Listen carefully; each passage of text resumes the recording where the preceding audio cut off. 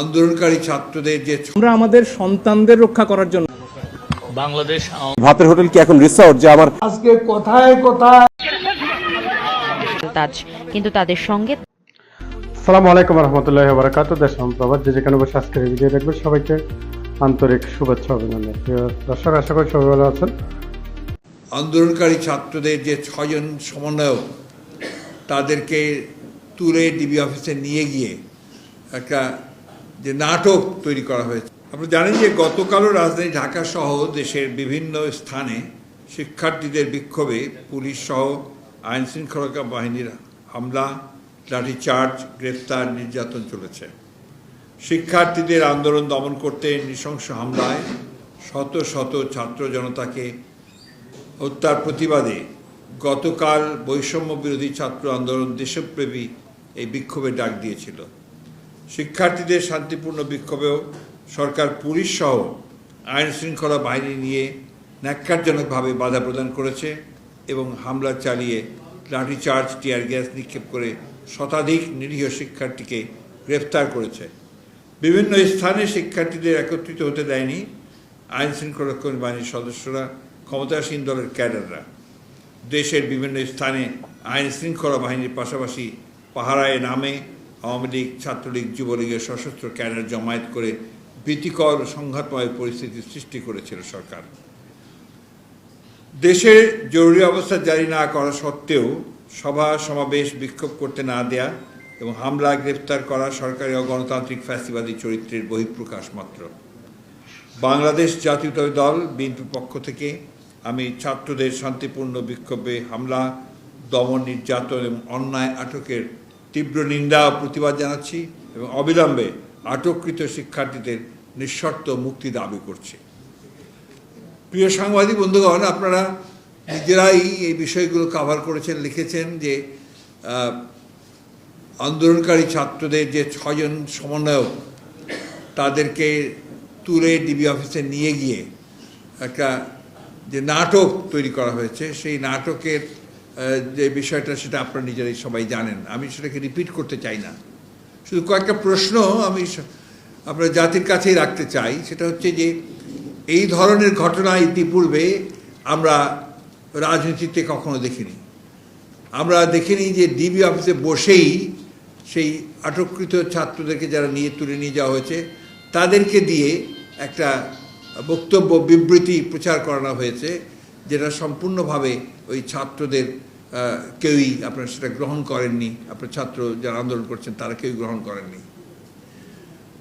আপনি লক্ষ্য করে দেখবেন সেখানে একটা জিনিস নিশ্চয়ই আপনি সবাই লক্ষ্য করেছেন যে নাহিদ যে সমন্বয়কারী আপনার পড়ছিল, আপনি যেটা দেখা হয়েছে তাদের সে যেভাবে বসানো হয়েছিল লম্বা করে, তার মধ্যে নাহিদের পরনে আপনার একটা লুঙ্গি ছিল, সেটাকে ঢেকে রাখার জন্য একটা খবরের কাগজ লম্বা করে পেতে দেওয়া হয়েছে। সেই খবরের কাগজের উপরে সে ওই বক্তব্যটা পড়ছিল এবং তাদের যে ফেসিয়াল যে এক্সপ্রেশন, বডি ল্যাঙ্গুয়েজ যা ছিল, তারপরে পরিষ্কার করে বোঝা যায় যে তাদের উপর একটা প্রচণ্ড নির্যাতন, চাপ সৃষ্টি করে তাদেরকে এই বক্তব্যটা তাদেরকে দেওয়া হয়েছে। এবং আমি যেটা আপনার পরবর্তীকালে লক্ষ্য করলাম যে তাদের অভিভাবক কিছু আমি জানি না তারা কতজন অভিভাবক, তাদেরকেও একইভাবে চাপ সৃষ্টি করে তাদেরকে কিছু বক্তব্য দেওয়া হয়েছে। এবং আপনারা জানেন যে একটা খাবার নাটক করা হয়েছে, ডাইনিং টেবিলে বসে একটা খাওয়ার নাটক তৈরি করা হয়েছে। এটা আপনার ডিবি অফিসের অবশ্য একটা নামই হয়ে গেছে, আপনার ভাতের হোটেল হিসেবে একটা নাম হয়ে গেছে। তো এগুলো কখন কোন কনে হয়, যখন আপনার এক ধরনের ব্যাংক্রাপসি যখন আপনার সেই প্রতিষ্ঠানের এবং সরকারের মধ্যে এসে পড়ে। আপনার ডিবি আপনার একটা প্রতিষ্ঠান, যে প্রতিষ্ঠানটা আপনার সরকারের একটা অত্যন্ত গুরুত্বপূর্ণ একটি প্রতিষ্ঠান। সেই প্রতিষ্ঠানে একমাত্র দায়িত্ব কি শুধুমাত্র আপনার যারা আন্দোলন করছে, যারা গণতন্ত্রের জন্য সংগ্রাম করছে অথবা তাদের অধিকারের জন্য সংগ্রাম করছে তাদেরকে গ্রেফতার করে তাদেরকে নির্যাতন করা এবং তাদেরকে নিয়ে এই সমস্ত নাটক তৈরি করা? নিশ্চয়ই না। ডিবির আপনার সুনির্দিষ্ট দায়িত্ব, টার্মস অফ রেফারেন্স আছে তাদের কাজের এবং সেটা সরকারি নির্দিষ্ট করেন, সেই দায়িত্বগুলো তাদেরকে পালন করতে হয়। এখানে এই ধরনের একটা নাটক, একটা তামাশা তৈরি করে তারা গোটা জাতিকে আপনার আমি মনে করি যে গোটা জাতিকেই তারা ছোট করেছে, একটা মস্করা সৃষ্টি করেছে। এবং যার শেষ পর্যন্ত হাইকোর্টের যে মন্তব্য, সেই মন্তব্য আপনারা শুনেছেন। হাইকোর্টে খুব পরিষ্কার করে মন্তব্য করেছে যে এটা একটা জাতির সঙ্গে মস্করা করা হয়েছে। এরপরে তো আর কিছু থাকা উচিত নয়। এটাই খুবই পরিষ্কার বোঝা যায় যে আজকে এই ছাত্রদের নেতৃত্বকে আপনারা এইভাবে হেয় প্রতিপন্ন করার জন্য এবং তাদের দিয়ে মিথ্যা প্রচারণা চালিয়ে আন্দোলনকে দমে রাখার জন্য এই ধরনের একটা অসৎ একটা উপায় তারা সম্বল করে। এই দলটাকে যদি আপনার নিষিদ্ধ করা হয় তাহলে আইন শৃঙ্খলা এবং দেশের রাজনীতিরও অনেক উন্নতি হবে। প্রধানমন্ত্রী গতকালকে 14 দলের বৈঠকে নিষিদ্ধ করার সিদ্ধান্ত হয়েছে। প্রধানমন্ত্রী বলেছেন আইনমন্ত্রী এবং স্বরাষ্ট্রমন্ত্রীকে দায়িত্ব দিয়েছি বুধবারের মধ্যেই যাতে সিদ্ধান্ত হয়। এখন প্রশ্নটা হলো কবে নাগাদ হবে, কি প্রক্রিয়ায় হবে? বাংলাদেশ আওয়ামী লীগের শ্রদ্ধেয় সাধারণ সম্পাদক এবং সড়ক ও সেতু মন্ত্রী মহোদয়ের সকালের বক্তব্য শুনেছি। আমার মনে হয় যে তিনি যে বক্তব্য দিয়েছেন সেটা অত্যন্ত স্পষ্ট। তো সেই ক্ষেত্রে আপনারা ওনার বক্তব্যের মধ্যেই কিন্তু প্রথম প্রশ্নের জবাব পাবেন। আর মাননীয় প্রধানমন্ত্রী আমাকে নির্দেশ দিয়েছেন, এটা ঠিক, যে আগামীকালকের মধ্যে একটা ব্যবস্থা নেওয়ার, এবং আমি আশা করি আমি কিছুক্ষণ পরে মাননীয় স্বরাষ্ট্রমন্ত্রীর সাথে বসব এবং সেইখানে আমরা সিদ্ধান্ত নিব। কোন আইনি প্রক্রিয়ায় হবে সেটা যখন আমরা সিদ্ধান্ত নিব তখন বলবো। সিদ্ধান্তটি হবে ইনশাআল্লাহ। মাননীয় মন্ত্রী, আরেকটি প্রশ্নের একটু উত্তর দিবেন যে এই যে একটা সিচুয়েশন, এখন তো আপনাদের প্রতিকূলে নেই, আন্দোলনটা এখনো থামেনি, চলমান কর্মসূচি চলছে। এর মধ্যে জামাত এবং মানে শিবির একটা শক্তিশালী সংগঠন হিসাবে সবাই জানে, দেশের মানুষ জানে, সরকারও জানে। তাদেরকে নিষিদ্ধ করে কি গভর্নমেন্ট পরবর্তীতে আবার কোনো ঝামেলায় পড়ে কিনা বা পড়বে কিনা, আপনার কি? দেখেন, এই যে নৃশংসতা যেটা চালানো হয়েছে গত 16ই জুলাই থেকে 20শে জুলাই এবং কোটা আন্দোলনের নামে, কোটা বিরোধী আন্দোলনের নামে যে সহিংসতা চালানো হয়েছে, তার প্রথম কথা যেটা হচ্ছে যে যারা কোটা বিরোধী আন্দোলন করছিলেন তারা কিন্তু বলেছেন এই সহিংসতার সাথে তাদের কোনো সম্পৃক্ততা নাই। তো সেই ক্ষেত্রে আমাদের কাছে তথ্য উপাত্ত আছে যে এই জামাত, বিএনপি, ইসলামিক ছাত্র শিবির এবং ছাত্র দলের যারা জঙ্গি তারাই এটা করেছে। তো আপনি যেই প্রশ্নের জবাব দিচ্ছেন, আমার মনে হয় যে এই দলটাকে যদি আপনার নিষিদ্ধ করা হয় তাহলে আইন শৃঙ্খলা এবং দেশের রাজনীতিরও অনেক উন্নতি হবে। ধন্যবাদ। জি, কালকের মধ্যে যদি একটা সিদ্ধান্ত নিতে হয় সেটা নির্বাহী আদেশ হবে। এক, দুই হচ্ছে কোনো দলকে যখন নিষিদ্ধ করা হয় তখন সেটা নির্বাহী আদেশই হয়, সেটা কোনো বিচার বিভাগীয় আদেশে হয় না। জি, বিচার করার, যুদ্ধ অপরাধীদের অপরাধের দায়ে বিচার করা এক কথা, জামাতকে নিষিদ্ধ করা আরেক কথা। যুদ্ধ অপরাধের দায়ে যদি এই আইনের যে পরিবর্তনের কথা এবং সংশোধনের কথা আমরা লিখেছি, সেই সংশোধন যদি হতো এবং সেটা হলেও সেটা হবে, এবং সেটা হলে যেটা হবে যে জামাতকে যুদ্ধ অপরাধী হিসাবে বিচার করা হবে। জি বলেন। ডিবির হেফাজতে থাকা কোটা সংস্কার আন্দোলনের 7 সমন্বয়ককে দেখতে গিয়েছিলেন সাবেক স্বরাষ্ট্র প্রতিমন্ত্রী তানজিম আহমেদ সোহেল তাজ, কিন্তু তাদের সঙ্গে দেখা করতে দেওয়া হয়নি তাকে। কখন এই সমন্বয়কদের ছাড়া হবে সে বিষয়েও কোনো সদুত্তর পাননি তিনি। বাংলাদেশের প্রথম প্রধানমন্ত্রী তাজউদ্দিন আহমেদের ছেলে সোহেল তাজ সোমবার বিকেল 5টার দিকে মিন্টো রোডে ঢাকা মহানগর পুলিশের গোয়েন্দা বিভাগের কার্যালয়ে যান। প্রায় 1.5 ঘণ্টা সেখানে অবস্থান করেন তিনি। সন্ধ্যা 7টার দিকে ডিবি কার্যালয় থেকে বেরিয়ে সাংবাদিকদের সঙ্গে কথা বলেন সোহেল তাজ। বলেন, বিবেকের তাড়নায় কোটা সংস্কার আন্দোলনের সমন্বয়কদের খোঁজ নিতে এসেছিলেন তিনি। ওই সমন্বয়কদের কেন এখানে আনা হয়েছে, তাদের গ্রেপ্তার করা হয়েছে কিনা, কিংবা কখন তাদের মুক্তি দেওয়া হবে, এই 3 বিষয়ে ডিবি প্রধান মোহাম্মদ হারুন রশিদের কাছে জানতে চেয়েছেন তিনি।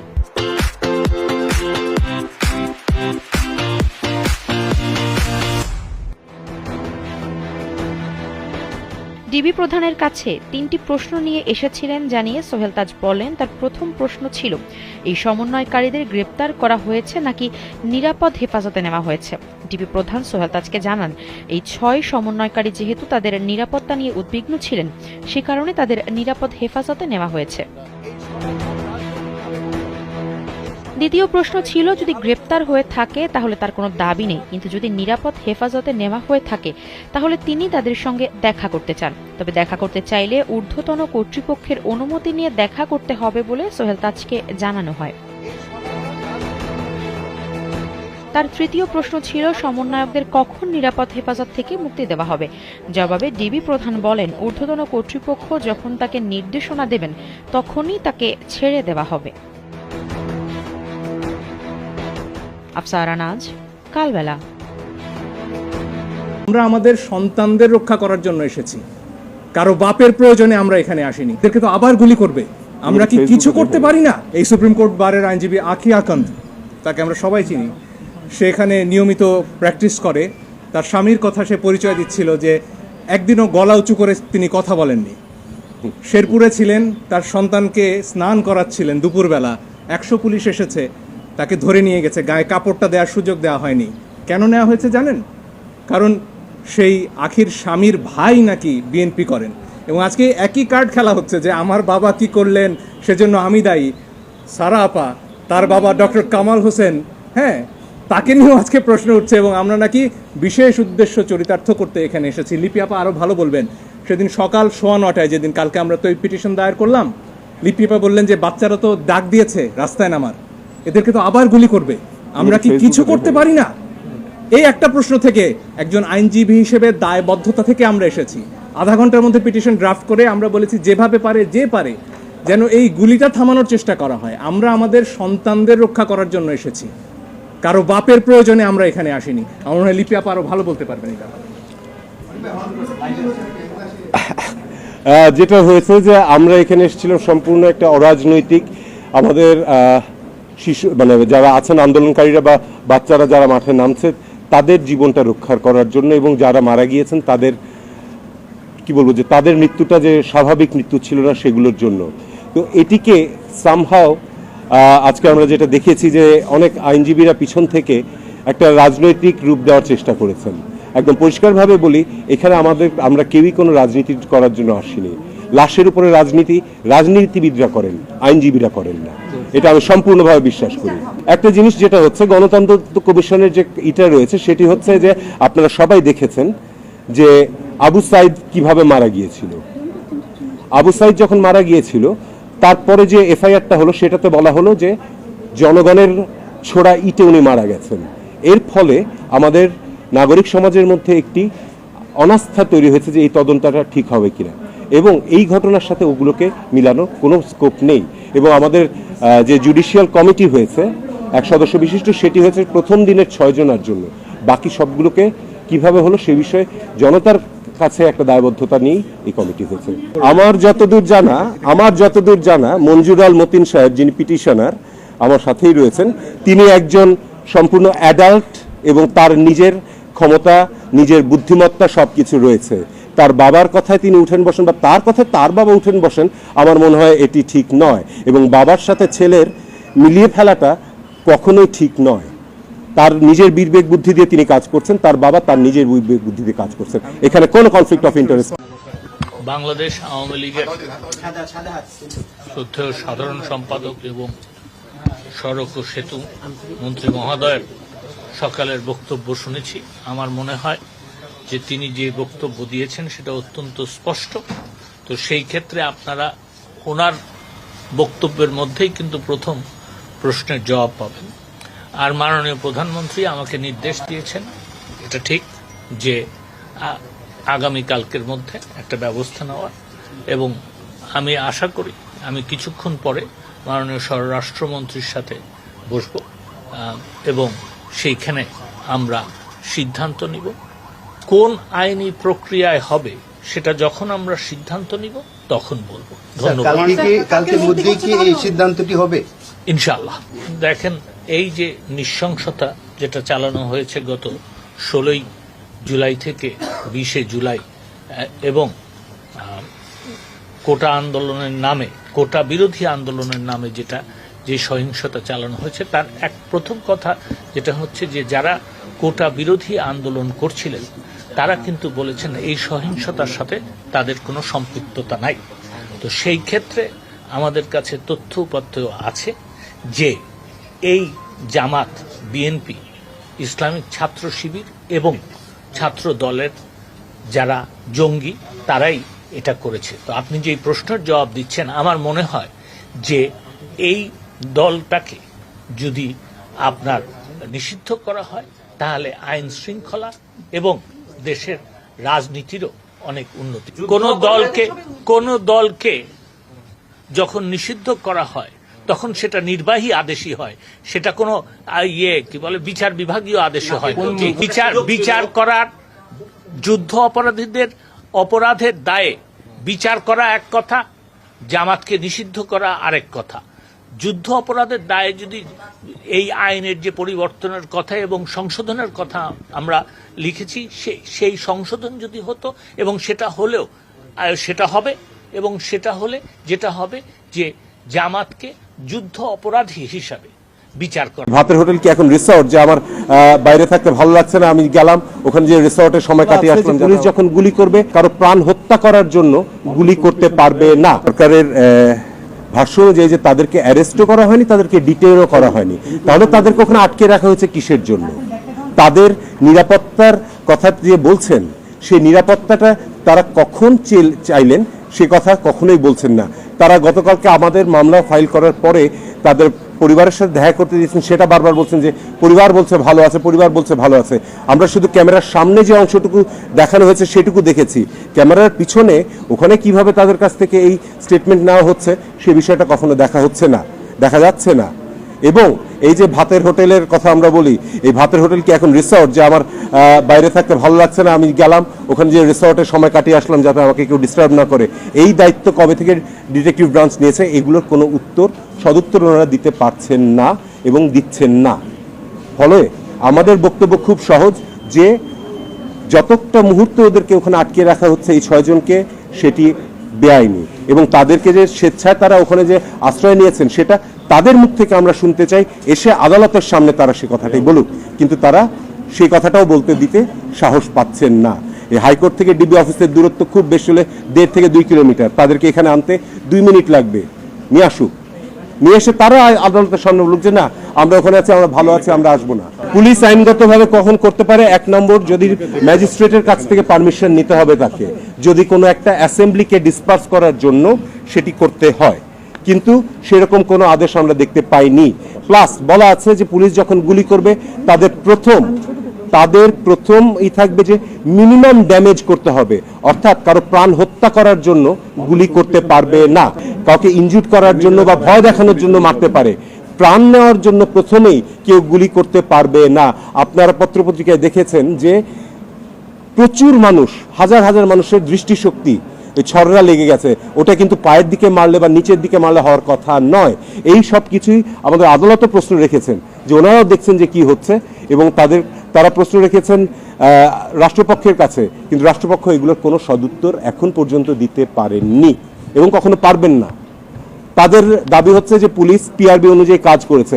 আমরা বলেছি যদি তাই করে থাকে তাহলে কোর্ট থেকে আদেশটা দিলে কি ক্ষতি হয়ে যাচ্ছে, যে হ্যাঁ পিআরবির নিয়মটা মেনে আপনারা আপনাদের কাজটি করুন। এবং এখানে যেটা হয়েছে, পিআরবিতে বলা আছে যে কোন কোন ক্ষেত্রে পুলিশ এটা করতে পারে, এবং আমাদের আদালত আজকে তাদের আক্ষেপ এবং দুঃখ ক্ষোভ প্রকাশ করেছেন যে এত যে প্রাণ ঝরে গেছে সেটির ব্যাপারে।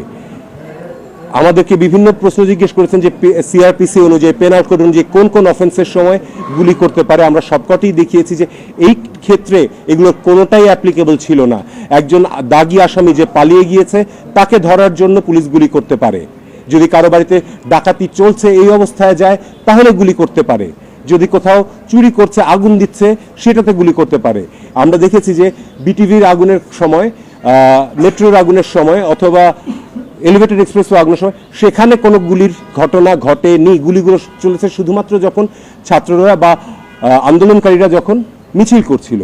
এবং আমাদের এই মামলাটি কিন্তু শুধুমাত্র আন্দোলনকারীদের জন্য নয়, যত কটি মৃত্যু হয়েছে সেগুলোকেও সবকটাকে আমরা বলছি যে এগুলো কোনোটাই ঠিক মতন হয়নি, এগুলোর কোনোটারই কোনো আইনগত ভিত্তি নেই এইসব মৃত্যুর, সেগুলোকে থামানোর জন্য। আপনারা সবাই দেখেছেন যে আবু সাইদ কিভাবে মারা গিয়েছিল। আবু সাইদ যখন মারা গিয়েছিল তারপরে যে এফআইআরটা হলো সেটাতে বলা হলো যে জনগণের ছোড়া ইটে উনি মারা গেছেন। এর ফলে আমাদের নাগরিক সমাজের মধ্যে একটি অনাস্থা তৈরি হয়েছে যে এই তদন্তটা ঠিক হবে কিনা। এবং আজকে কথায় কথায় সরকার ও আওয়ামী লীগকে দোষারোপ করা হয়। আমি পরিষ্কার বলতে চাই, এই ঘটনা প্রবাহে আমরা আওয়ামী লীগের লোকেরা, আমাদের কর্মীরা, আমরা আক্রান্ত, আমরা আক্রমণকারী ছিলাম না। এখন অপবাদ দেওয়া হচ্ছে আক্রান্তদের। আমরা তো আক্রান্ত ছিলাম, আমাদের হাতে অস্ত্র ছিল না। আজকে অনেকে বলেন এখানে পার্টির লোকজন কম ছিল, অনুপস্থিত ছিল। আমি বলতে চাই আমাদের লোকজনকে তো আমরা অস্ত্র দিয়ে তাদেরকে সজ্জিত করে কোথাও অবস্থান নিতে বলিনি। আমরা তো আক্রান্ত হচ্ছি, নিরস্ত্ররা সশস্ত্র ব্যক্তিদের দ্বারা আক্রান্ত। আজকে সেতু ভবনের দিকে তাকা, বিটিভি ভবনের দিকে তাকা, মেট্রো রেলের দিকে তাকান, এলিভেটেড এক্সপ্রেসওয়ের দিকে তাকান, হানি ফ্লাইওভারের দিকে তাকান, 235টি থানা পুলিশ বক্স ভস্মীভূত হয়েছে, সেগুলোর দিকে তাকান। ফকুল সাহেব, আজকে নিরপরাধ ব্যক্তি যেন এই যে গণগ্রেপ্তারের নামে অপরাধী সাব্যস্ত না হয়, গ্রেপ্তার না হয়, সে ব্যাপারে আমাদেরও সিদ্ধান্ত রয়েছে দলে। কোনো নিরীহ ব্যক্তিকে কোনো অবস্থায় হ্রাস করা যাবে না। কোনো নিরীহ ব্যক্তিকে ওই যে অ্যারেস্টের সংখ্যা বেশি দেখানোর জন্য কেউ যেন অতি উৎসাহিত হয়ে গ্রেপ্তারের সংখ্যা বাড়াতে গিয়ে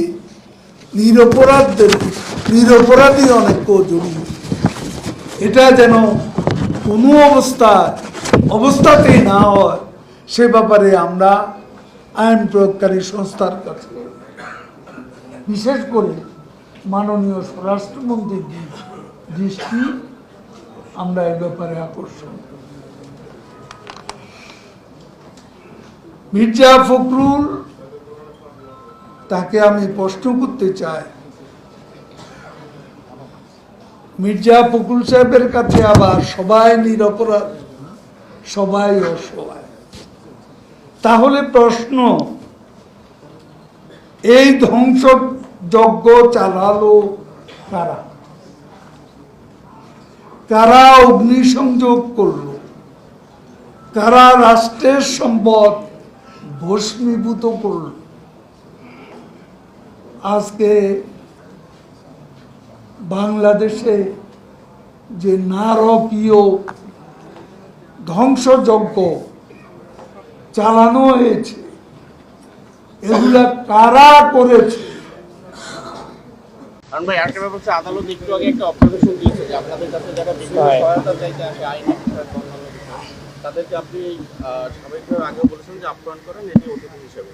আদালত কিছুক্ষণ আগে একটি অবজারভেশন দিয়েছে যে এটি আসলে এটা আমরা এখনো পাইনি, এটা আমরা এখনো পাইনি। এইগুলি আসলে বলেছেন কিনা এটা আমরা এখনো পাইনি। এখন যদি আপনারা মনে করেন যে এটাও একটা গুজব ছড়িয়েছে, আমরা দেখেছি গতকাল রাতে যে তারা স্বেচ্ছায় বিবৃতি দেয় নাই, এই ধরনের কথাও বলেছে। আমার কথা হলো যে আমরা মনে করি যে আমাদের ডিবির যে কার্যালয়, এটা একটা মানুষের একটা আস্থার জায়গা। এখানে কাউকে হেনস্থা করা বা কারো প্রতি অন্যায় আচরণ করা, সেটা ডিবি কখনোই করে না, এবং আমি মনে করি ভবিষ্যতেও করবে না। এটা একটা আস্থার জায়গা। মানুষ যখন কোনো বিপদে পড়ে আমাদের কাছে আসে, কেউ যেন সিকিউরিটিহীনতায় ভোগে আমাদের কাছে আসে বা আমরা নিয়ে আসি, আমরা তাদের সিকিউরিটি দেওয়ার জন্য মূলত কাজটা করি। গতকাল রাতেও পরিবারের লোকজন এসেছে, দেখা করেছে, আজকেও তারা পরিবারের লোকজন দেখা করেছে এবং আমাদের কাছে সন্তুষ্টি প্রকাশ করেছে এবং তারা যে ভালো হয়েছে সেই জন্য তারা আমাদেরকে ধন্যবাদ দিয়েছেন। 250-টিরও বেশি ডিজাইন অপশন নিয়ে ওয়ালটন স্মার্ট ফ্রিজ, বোঝে আপনার প্রয়োজন। আমরা মনে করি যেহেতু আপনারা জানেন এই কোঠা বিরোধী আন্দোলনটা এই কোমলমতি শিক্ষার্থীরা করেছিল, তাদের ভিতরে ঢুকে একটি গোষ্ঠী জামাত বিএনপি চক্র, তারা ঘোলা পানিতে মাছ শিকার করার জন্য তারা বিভিন্ন ধরনের ধ্বংসাত্মমূলক কাজটি করেছে, তা আপনারা জানেন। তারা আমাদের পুলিশ সদস্যকে জ্বলিয়ে হত্যা করেছে, তারা সাধারণ মানুষকে তারা হত্যা করেছে, তারা বিভিন্ন রাষ্ট্রীয় স্থাপনাগুলিতে আগুন লাগিয়েছে।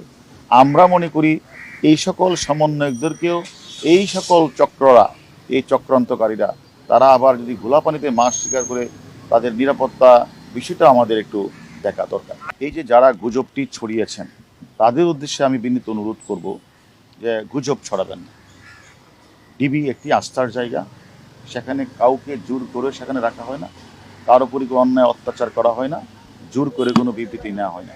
আমি মনে করি তারা রিয়েলাইজ করেছে যে তারা আমাদের কাছে লিখিতভাবে বলেছে যে সরকার তাদের যে দাবি পুরাটাই সরকার মেনে নিয়েছে এবং সেই কারণে তারা তাদের যে আন্দোলন তারা প্রত্যাহার করে নিয়েছে। আমাদের একটু সহযোগিতা করবেন, সেটা হচ্ছে যে আপনারা 2700 বেশি আসামি এগুলো নিয়ে মানুষের খুব বেশি কনসার্ন না, কিন্তু এই 6 জনকে নিয়ে অনেক বেশি কনসার্ন। সো কতদিন আর হেফাজতে রাখবেন সেই বিষয়টা ওটা আমরা তাদের সাথে কথা বলছি, তার পরিবারের সাথেও কথা বলছি।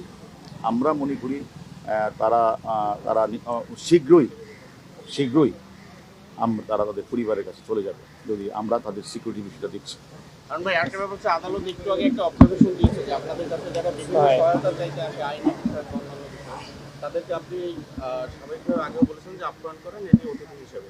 আদালত কিছুক্ষণ আগে একটা অবজারভেশন দিয়েছে যে এটি আসলে এটা আমরা এখনো পাইনি। এগুলি আসলে বলেছেন কিনা এটা আমরা এখনো পাইনি।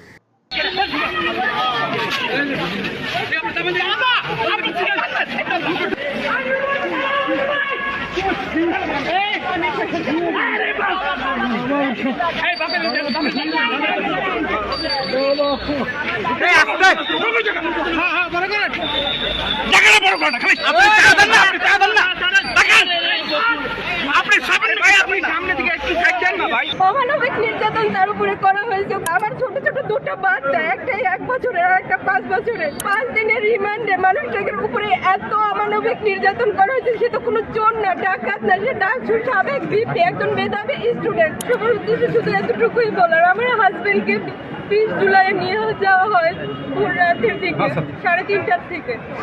তো তাকে সুস্থ স্বাভাবিক একটা মানুষকে নিয়ে যাওয়া হয়েছিল, 40 ঘন্টা তার উপরে মানে তার নিখোঁজ ছিল। অমানবিক নির্যাতন তার উপরে করা হয়েছে। কোর্টে উঠানো হলো 22 তারিখে, তখনও সে মোটামুটি একটু সুস্থ মানে যাই ছিল একটু, বাট এই 5 দিনের